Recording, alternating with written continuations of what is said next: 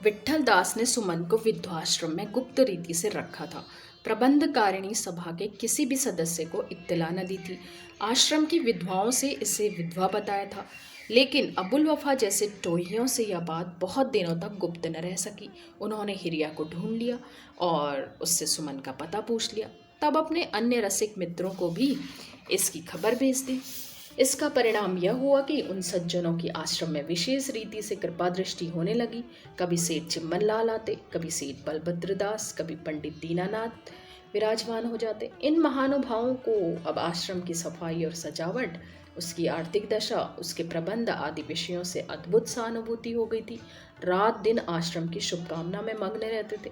विट्ठल दास बड़े संकट में पड़े हुए थे। कभी विचार करते कि इस पद से इस्तीफा दे दूं। क्या मैंने ही इस आश्रम का जिम्मा लिया है? कमेटी में और कितने ही मनुष्य हैं जो इस काम को संभाल सकते हैं। वह जैसा उचित समझेंगे इसका प्रबंध करेंगे।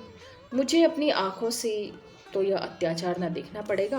कभी सोचते क्यों ना एक दिन इन दुराचारियों को फटकारो, फिर जो कुछ होगा देखा जाएगा। लेकिन जब शांत चित्त होकर देखते तो उन्हें सब्र से काम लेने के सिवा और कोई उपाय न सूझता। हाँ, उन लोगों से बड़ी रुखाई से बातचीत करते, उनके प्रस्तावों की उपेक्षा किया करते और अपने भावों से यह प्रकट करना चाहते थे कि मुझे तुम लोगों का यहाँ आना असहनीय है। किंतु गरज के बावले मनुष्य देखकर भी अनदेखी कर जाते हैं। दोनों सेठ विनय और शील की साक्षात मूर्ति बन जाते। तिवारी जी ऐसे सरल बन जाते मानो उन्हें कभी क्रोध आ ही नहीं सकता। इस कूटनीति के आगे विट्ठल दास की अक्ल कुछ काम न करती। एक दिन प्रातःकाल विट्ठल दास इन्हीं चिंताओं में बैठे हुए थे कि एक फिटन आश्रम के द्वार पर आकर रुकी। उसमें से कौन लोग उतरे? अबुल वफा और अब्दुल लतीफ। विट्ठल दास मन में तिल मिलाकर रह गए। अभी सेठों ही का रोना था कि एक और बला आ पड़ी।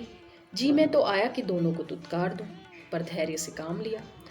अब्दुल वफा ने कहा, आधा वर्ज है बंदा नवाज, आज कुछ तबीयत परेशान है क्या? वल्लाह आपका इसार देखकर रूह को सरूर हो जाता है। खुश नसीब है कौम जिसमें आप जैसे खादिम मौजूद हैं। एक हमारी खुद गरज खुशनुमा कौम है जिसे इन बातों का एहसास ही नहीं। जो लोग बड़े नेक नाम हैं वह भी गरज से पाक नहीं। क्यों मुंशी अब्दुल लतीफ़?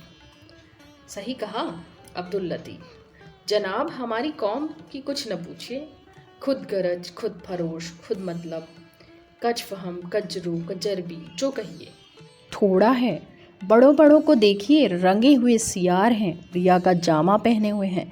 आपको जात मस्तरे बरक़ात है। ऐसा मालूम होता है कि खुदा ताला ने मलाइक में से इंतखाब करके आपको इस खुश नसीब कौम पर नाजिल किया है। अबुल वफ़ा, आपकी पाक नफसी दिलों पर खामखा असर डालती है। क्यों, आपके यहाँ कुछ सोजनकारी और बेलबूटे के काम तो होते ही होंगे। मेरे एक दोस्त ने सोजनकारी की कई दर्जन चादरों की फरमाइश लिख भेजी है। हालांकि शहर में कई जगह यह काम होता है, लेकिन मैंने यह ख्याल किया कि आश्रम को प्राइवेट काम करने वालों पर तरजीह होनी चाहिए। आपके यहाँ कुछ नमूने मौजूद हों तो दिखाने की तकलीफ़ कीजिए। विट्ठल दास, मेरे यहाँ यह सब काम नहीं होते। अबुल वफ़ा, मगर होने की ज़रूरत है, आप दरियाफ्त कीजिए। कुछ मस्तूरात ज़रूर यह काम जानती होंगी। हमें ऐसी कोई उजलत नहीं, फिर हाजिर होंगे। 1 2 4 10 बार आने में हमको इनकार नहीं है।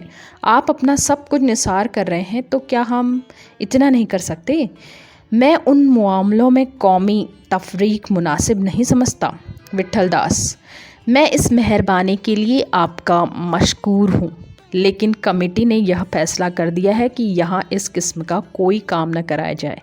इस वजह से मजबूर हूँ। यह कहकर विट्ठल दास उठ खड़े हुए। अब दोनों सज्जनों को लौट जाने के सिवा कोई और उपाय न सूझा। मन में विट्ठल दास को गालियां देते हुए फिटन पर सवार हो गए। लेकिन अभी फिटन की आवाज़ कान में आ रही थी कि सेठ चिम्मन लाल की मोटर कार आ पहुंची। सेठ जी शान से उतरे, विट्ठल दास से हाथ मिलाया और बोले, क्यों बाबू साहब, नाटक के विषय में आपकी क्या राय है? शकुंतला नाटक भरथरी का सबसे उत्तम ग्रंथ है। इसे अंग्रेज़ बहुत पसंद करते हैं। ज़रूर खेलिए। कुछ पाठ याद कराए हों तो मैं भी सुनूं। कभी कभी कठिनता में हमको ऐसी चालें सूझ जाती हैं जो सोचने से, ध्यान देने से भी नहीं आती। विट्ठलदास ने सोचा था कि इन सेठ जी से कैसे पिंड छुड़ाऊं, लेकिन कोई उपाय न सूझा। इस समय अकस्मात उन्हें एक बात सूझ गई। बोले, जी नहीं, इस नाटक के खेलने की सलाह नहीं हुई। मैंने इस मामले में बड़े साहब से राय ली थी, उन्होंने मना कर दिया। समझ में नहीं आता यह लोग पॉलिटिक्स का क्या अर्थ लगाते हैं। आज बातों ही बातों में मैंने बड़े साहब से आश्रम के लिए कुछ वार्षिक सहायता की प्रार्थना की, तो क्या बोले कि मैं पॉलिटिकल कार्यों में सहायता नहीं दे सकता। मैं उनकी बात सुनकर चकित हो गया। पूछा, आप आश्रम को किस विचार से पॉलिटिकल संस्था समझते हैं? इसका केवल यह उत्तर दिया कि मैं इसका उत्तर नहीं देना चाहता। चिम्मन लाल के मुख पर हवाइयाँ उड़ने लगी। बोले, तो साहब ने आश्रम को भी पॉलिटिकल समझ लिया? विट्ठलदास, जी हाँ, साहब कह दिया। चिम्मन लाल, तो क्यों महाशय? जब उनका यह विचार है तो यहाँ आने जाने वालों की देखभाल भी अवश्य होती होगी।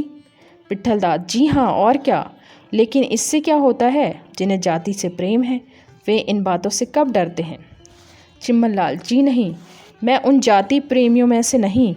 अगर मुझे मालूम हो जाए कि यह लोग रामलीला को पॉलिटिकल समझते हैं तो मैं उसे भी बंद कर दूं। पॉलिटिकल के नाम से तो मेरा रोआ थरथराने लगता है।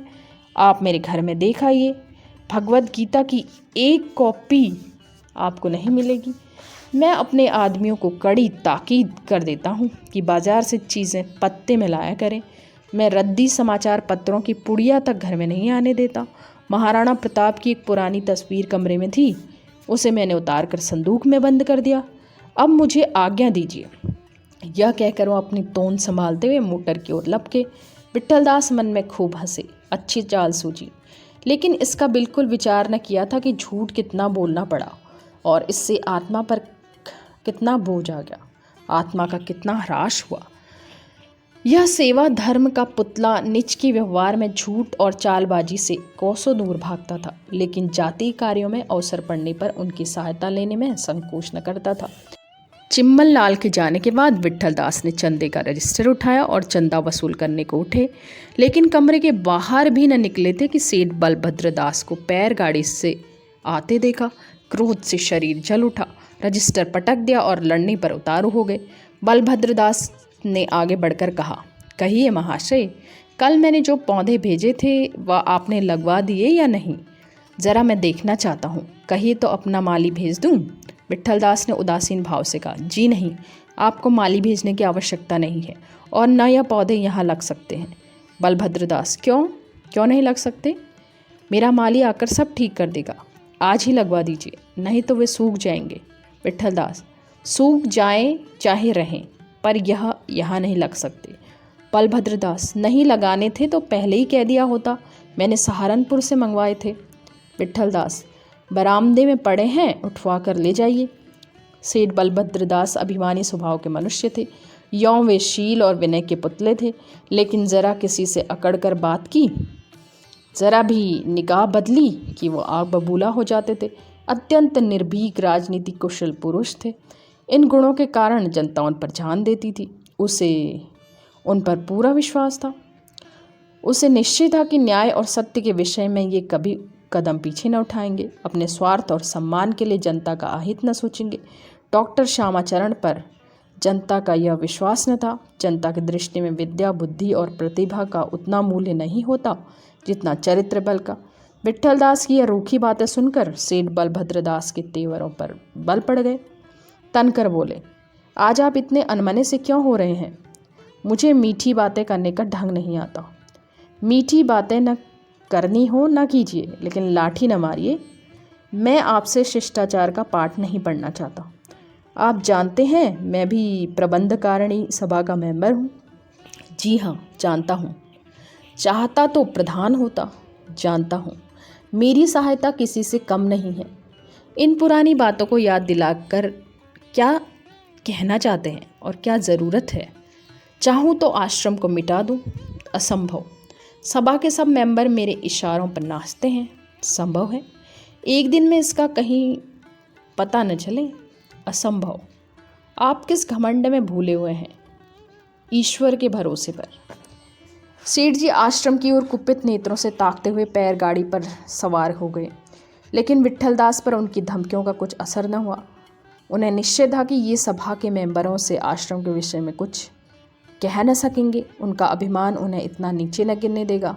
संभव है वह इस झेप को मिटाने के लिए मेंबरों से आश्रम की प्रशंसा करें, लेकिन यह आग कभी न कभी भड़केगी अवश्य, इसमें संदेह नहीं था। अभिमान अपने अपमान को कभी नहीं भूलता। इसकी शंका होने पर भी विट्ठलदास को कोई क्षोभ नहीं था, जो किसी झगड़े के बाद मेघ के समान हृदयाकाश पर छाया जाया करते हैं।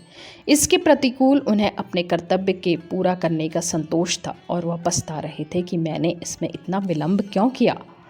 इस संतोष से वह ऐसी मौज में आए कि ऊंचे स्वर में गाने लगे, प्रभु जी मोही काहे की लाज, जन्म जन्म यों ही भरमायो, अभिमानी बेकाज, प्रभु जी मोहे काहे की लाज। इतने में उन्हें पद्म सिंह आते हुए दिखाई दे। उनके मुख से चिंता और नैराश्य झलक रहा था, मानो अभी रोकर आंसू पोंछे हों। विट्ठलदास आगे बढ़कर उनसे मिले और पूछा, बीमार थे क्या? बिल्कुल पहचाने नहीं जाते। पद्म सिंह, जी नहीं, बीमार तो नहीं हूँ, हाँ परेशान बहुत रहा। विट्ठलदास, विवाह कुशल पूर्वक हो गया? पद्म सिंह ने छत की ओर ताकते हुए कहा, विवाह का कुछ समाचार न पूछिए। विवाह क्या हुआ, एक अबला कन्या का जीवन नष्ट कराए। वह इसी सुमनबाई की बहन निकली। भैया को ज्यों ही मालूम हुआ, वे द्वार से बारात लौटा लाए। विट्ठलदास ने लंबी सांस खींचकर कहा, यह तो बड़ा अन्याय हुआ। आपने अपने भाई साहब को समझाया नहीं? पद्म सिंह, अपने से तो जो कुछ बन पड़ा सब करके हार गया। विट्ठलदास, देखिए अब बेचारी लड़की की क्या गति होती है, सुमन सुनेगी तो रोएगी। पद्म सिंह, कहिए यहाँ की क्या खबरें हैं? सुमन के आने से विधवाओं में हलचल तो नहीं मची? वे उससे घृणा तो अवश्य ही करती होंगी। विट्ठलदास, बात खुल जाए तो आश्रम खाली नजर आए। पद्म सिंह, और सुमन कैसे रहती है? विट्ठलदास, ऐसी अच्छी तरह मानो वह सदा आश्रम में ही रही है। मालूम होता है वह अपने सद्व्यवहार से अपनी काली माँ को धोना चाहती है। सब काम करने को तैयार और प्रसन्न चित्त रहती है। अन्य स्त्रियां सोती ही रहती हैं और वह उनके कमरे में झाड़ू दे आती है। कई विधवाओं का सीना सिखाती है, कई उससे गाना सीखती हैं। सब प्रत्येक बात में उसी की राय लेती हैं। इस चार दीवारी के भीतर अब उसी का राज्य है। मुझे कदापि ऐसी आशा नहीं थी। यहाँ उससे कुछ पढ़ना भी शुरू कर दिया है। और भाई, मन का हाल तो ईश्वर ही जाने। देखने में तो अब उसका बिल्कुल काया पलट सा लग रहा है। पद्म सिंह, नहीं साहब, वह स्वभाव की बुरी स्त्री नहीं है। मेरे यहाँ महीनों आती रही। मेरे घर में उसकी बड़ी प्रशंसा होती है। यह कहते कहते वो झेंप गए। कुछ ऐसे कुसंस्कार ही हो गए जिन्होंने उससे यह अभिनय कराए। सच पूछिए तो हमारे पापों का दंड उसे भोगना पड़ा। हाँ, कुछ उधर का समाचार भी मिला? सेठ बलभद्रदास ने और कोई चाल चली? विट्ठलदास, हाँ साहब, वे चुप बैठने वाले आदमी नहीं हैं। आजकल खूब दौड़ धूप हो रही है। 2-3 दिन हुए हिंदू मेंबरों की एक सभा भी हुई थी। मैं तो जा न सका, पर विजय उन्हीं लोगों की रही। अब प्रधान के 2 वोट मिलाकर उनके पास 6 वोट हैं और हमारे पास कुल 4। हाँ, मुसलमानों के वोट मिलाकर बराबर हो जाएंगे। पद्म सिंह, तो हमको कम से कम 1 वोट और मिलना चाहिए। है इसकी कोई आशा? विट्ठलदास, मुझे कोई आशा नहीं मालूम होती। पद्म सिंह, अवकाश हो तो चलिए, जरा डॉक्टर साहब और लाला भगत राम के पास चलें। विट्ठलदास, हाँ चलिए, मैं तैयार हूँ।